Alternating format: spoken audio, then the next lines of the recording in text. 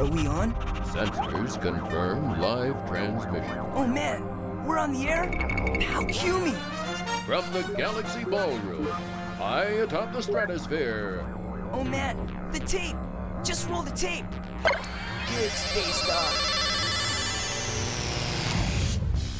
Beaming to you from absolutely anywhere. It's Kids World Sports. No boundaries, no limits, no rules. As the KWS Spy in the Sky grabs the action, the drama, and the heroics of kids sports as they're happening all over this wonderful blue planet. Tell them who we are, my robo-rapping MC. On the mic, your host, Switch. I'm his artificially intelligent co-host, Hal. Almost as loyal as our cyber mascot, Hal Lord. It's all good on Kids World Sports. You know, kids, winning isn't everything. I know you've heard this before, but sometimes it's better to finish second for the sake of sportsmanship. Who wrote this? This is so corny. Sensors indicate host unhappy with script produced by superior artificial intelligence. Just keep it real, okay? Winning isn't everything. Our next feature, mountain biker Connor Dixon of Canada is a KWS hero. Not for winning, but for his winning friendship with a rival cyclist. Now that's inspiring. Why wasn't that in my script? It was too corny.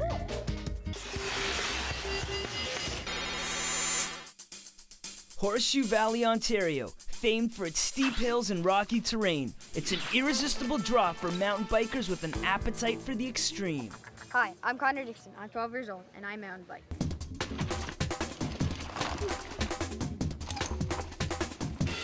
Right now, we're at Horseshoe Valley.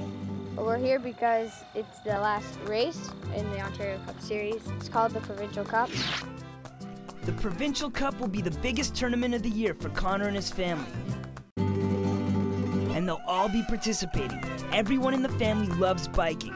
Kaylee, Griffin, Megan, Mom, and Dad. I'm pretty much into biking. This is our shrine. Mountain biking is our religion. If you're going to be into mountain biking, you need a lot of tires. Last count, we had something like 24 bikes. Lots of mountain bikes, lots of road bikes. 2 tandems, 2 unicycles. That's a lot of bikes. We're kind of famous for our van as well because it looks like a deranged moose running down the highway. They call it a moose because it has antlers. I think the van is more famous than us.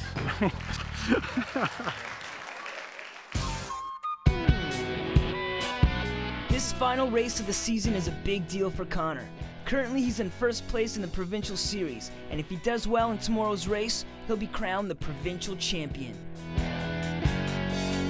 I'm hoping for first or second. Of course, I want to win, but it's going to be really close. It's the hardest and the most challenging race of the year, and it's also the final race of the series. So it's a big day for everyone, and we're excited about it. Connor races in the Ontario Mini-Me category and is the youngest rider in his class. The last 2 years, he has placed second overall in the Provincial Series.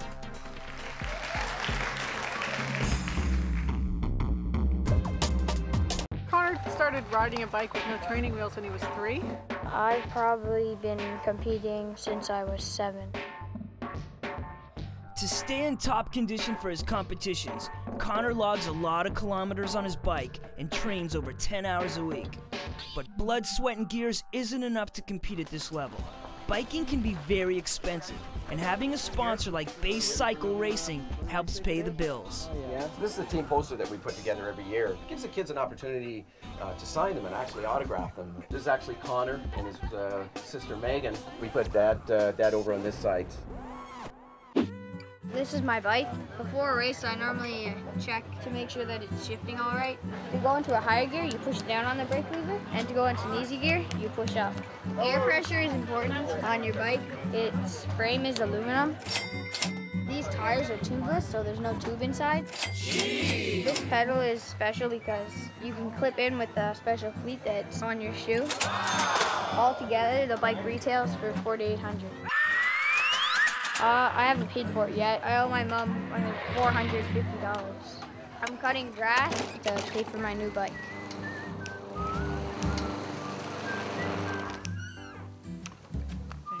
very much. 410 to go. Right now, I'm really close with my good friend Chris.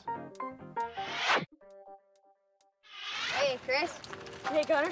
I was wondering if you wanted to go for a pre-ride with Rick and I. Okay, yeah, that'd be great. Right now they're tied for points in Ontario. And whoever wins the race tomorrow or beats the other one will take the Ontario Cup jersey.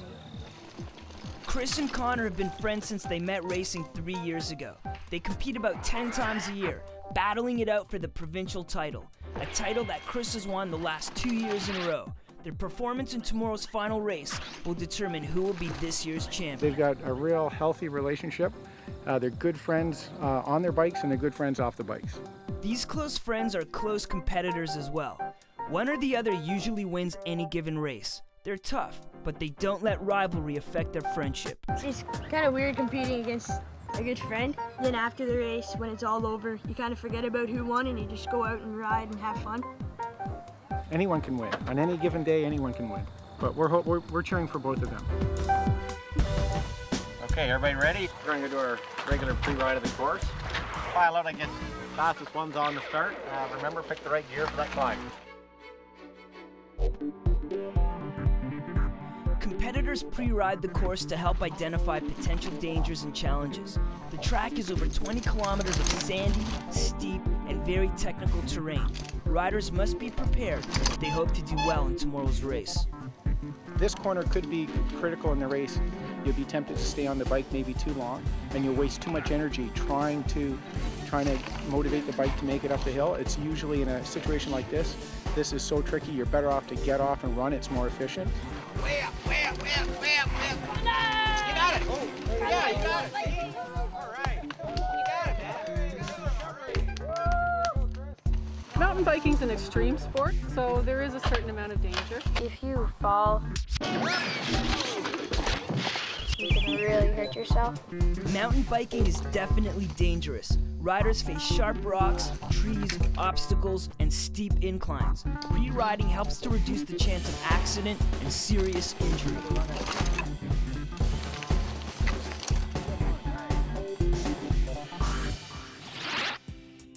When Chris and I are hanging out, we normally ride our unicycles or our bikes around. Connor refers to Chris as his best biking friend. When they're racing, it's like there are rivals because they're intense and both of them are going to win. I think they have a major respect for each other. The second it's over, it's like, it's gone, it's done. The night before a race, I normally eat a peanut butter sandwich because I can't eat anything in the morning or else I throw it up. Mostly every time he throws up, I'm there. I think that's kind of why I stay ahead of him a bit. They are neck and neck. You know, whoever wins the last race is coming out ahead, and it all comes down to the last one. And you know, it's winner take all tomorrow. It's Connor versus Chris at the Provincial Cup when we come back on Kids World Sports.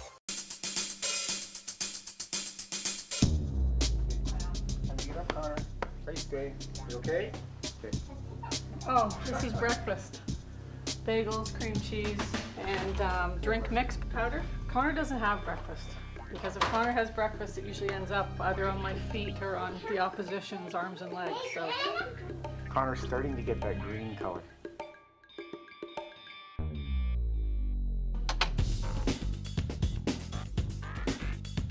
We're at the Ontario Cup Championships. Enjoy. Today is the final day of the Ontario Cup Mountain Biking Championships. Riders from all over Ontario have gathered to ride it out for the provincial title. And in the mini-me category, two arch rivals battle for the top spot for the third year in a row. Ladies and gentlemen, the reigning champion, Chris Everest. And in this corner, weighing in at 90 pounds, is the challenger, Connor Dixon.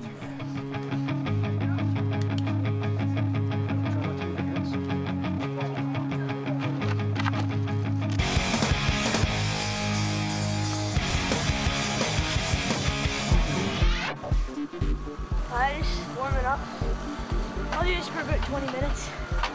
Riders warm up for the big race both mentally and physically. good preparation is key to kicking butt.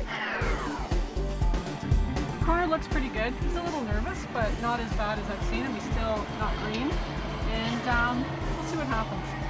I'm nervous for him right now. I'm very nervous for Connor, but he's looking like he usually does before the race. I mean, 50-50. I'm hoping he can keep it down and not throw up this time, but we'll see. We're ready. For this year, Nixon Connor. Give it up for Connor. He's leading the way so far. The riders take their positions at the starting line. Because of his #1 ranking, Connor lines up at the head of the pack. 30 seconds. 30 seconds away, and Connor Dixon rides for base cycle. Not in front of the line, please. Go! And they're off. Chris takes a strong lead, but Connor is right on his tail.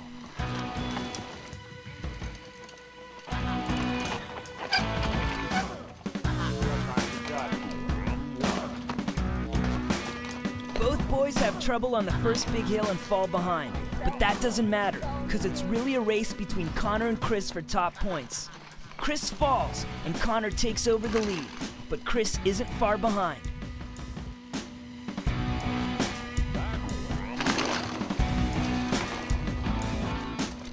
Everyone is working hard. The competition and the course are really tough.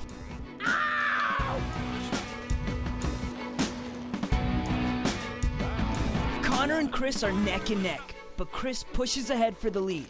The two boys are no longer focused on winning the race, just beating each other and gaining enough points to win the series.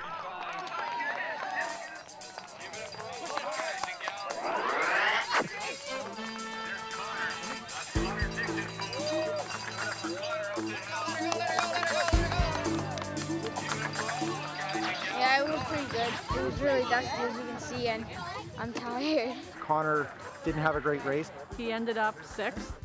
In the provincial finals, Chris wins overall. This is 3 years in a row where I've come to second to Chris.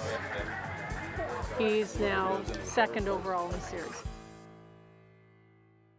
In third place, Christopher Everest. Smile for the camera. Chris takes home 3rd place in today's race. Connor doesn't even make the podium.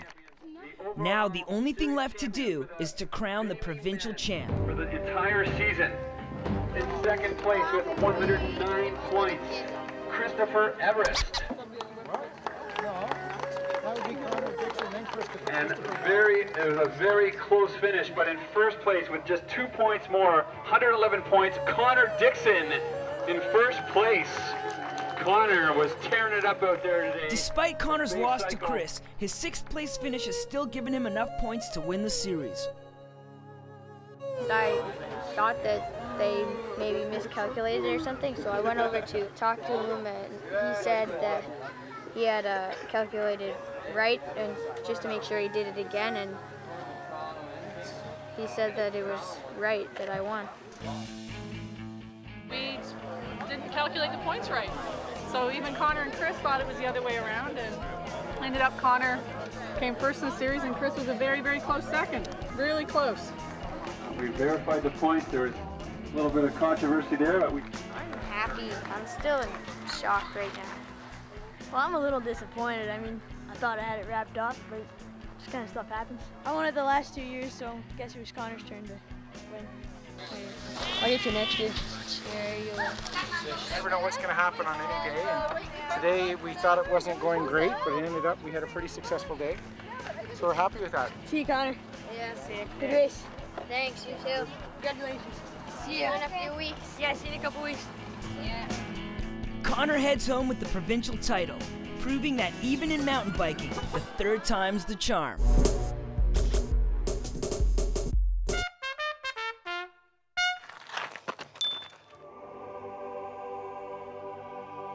Time for another sports etiquette lesson from our very own master of mannerisms, Switch.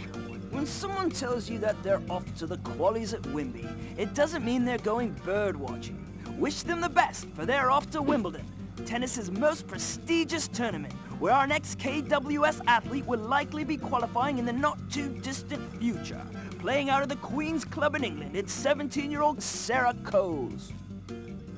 By the way, pal, I didn't like that last call you made. The ball was clearly out of bounds. Are you insane? That was right on the tape. I can't believe this. You gotta be blind to miss that.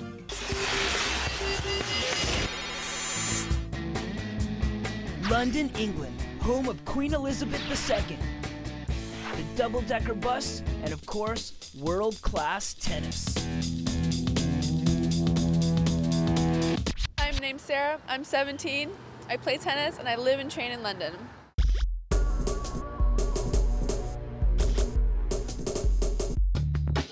I've always loved London, and both my parents are British. I just love it. It's just the atmosphere. It's just so different. Traveling with my dad, which is very good. It's a treat for me, so I'm really happy that he's here with me. So.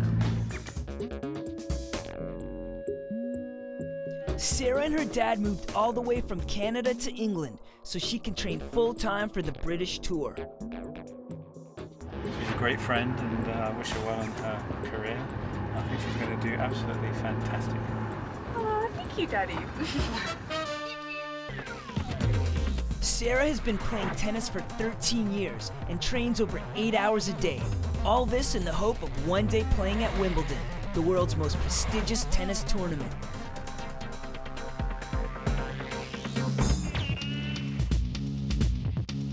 Sarah plays on the British Tour, where players under 21 compete for top rankings and a chance to move on to senior tournaments, such as Wimbledon.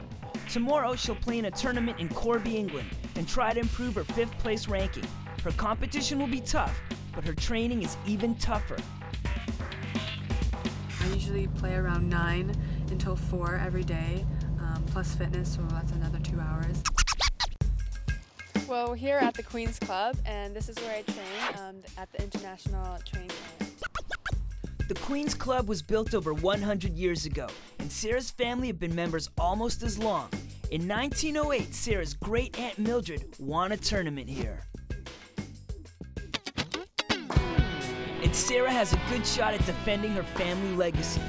Looking at a couple of the results that she's had in some of the earlier tournaments, she's got a chance of winning a few matches. That busted up then. After I play tennis, I usually do some cardio. I run an hour a day, and then I do some arm weights, and then a few leg weights, and you know, some push-ups and pull-ups, some abs and some back, and lots of stretching to keep my body loose. I love working out in the gym. It's very therapeutic. If I feel angry, actually a lot of people just go home and eat and sleep, and I'm like, you know what? I want to go in the gym. I need to work out, get the blood going. When training for the big match, it doesn't hurt to have a tennis pro on hand, even if it's your dad.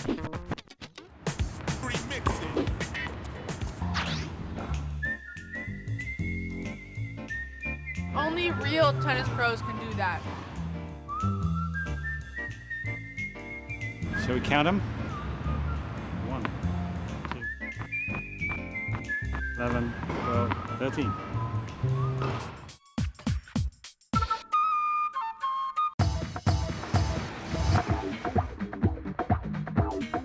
Back at the flat, Sarah gets to use one of her other talents, cooking.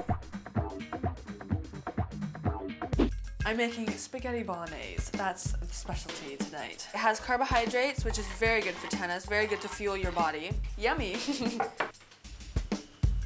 Ding ding, where's the garbage? Great practice day today. Great effort. Thank you. While Sarah fuels up, she receives some last-minute advice from her tennis pro. Can really help you on a big point. Let's watch that. Sarah takes her next step towards Wimbledon glory when we come back on Kids World Sports.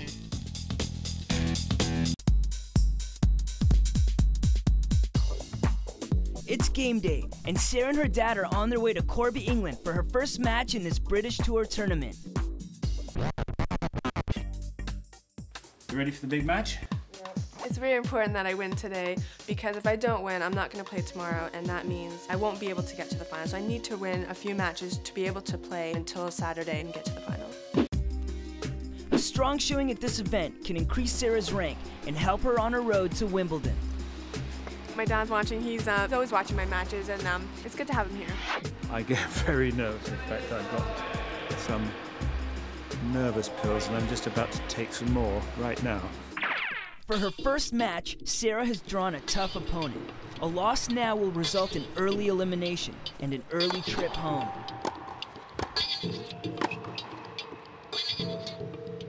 Women's tennis is scored like this.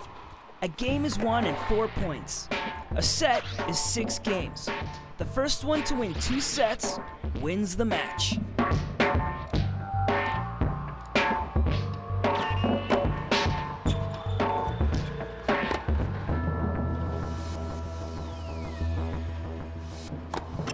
After only 2 games, Sarah realizes this will be a lot harder than she expected.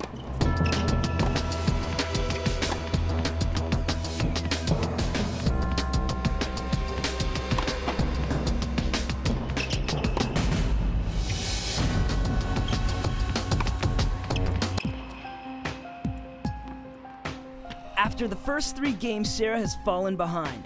Not a great start to what could very well be her last game of this tournament. From a dad's point of view, it ain't over till it's over. It doesn't take Sarah long to pull it together, and she swings into the lead.